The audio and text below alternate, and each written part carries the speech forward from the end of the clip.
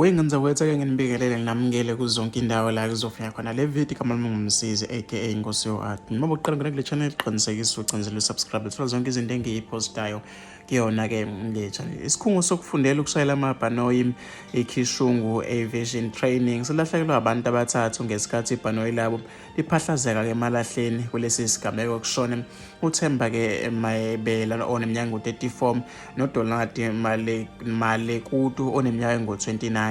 Kanti-ke owesithathu oshonile wengane zakwethu umndeni-ke noma-ke asimfaka ngoba kumndeni bungakamboni noma-ke wafika ukuzomhlonza kulesi sigameko noma-ke kusinde indoda eyodwa eneminyaka engu-40 okubonakala sengathi yiyo-ke eyibenza-ke i-training yize-ke nayo ise-ICU-ke isheke kanzima. Zindaba-ke lezi ey'thinta abantu abaningi wey'ngane zakwethu-ke namhlanje. Nangomunye uthi-ke lashabalala kanjalo ikusasa elihle-ke labantwana nemindeni ibisinethemba kwaze kwabuhlungu-ke Jehova. Nangomunye uthi maybe kuzomele mabe-trainer bagqoke-ke ama-parachute in case bebona-ke izinto noma-ke izinto seziyabheda-ke bakwazi ukugxumela ngaphandle. Fisa ukuthi ngeze uvo lwakho nombono wakho ukuthi ngicabangani ngalolu daba, hlala lapha kwi-comment section.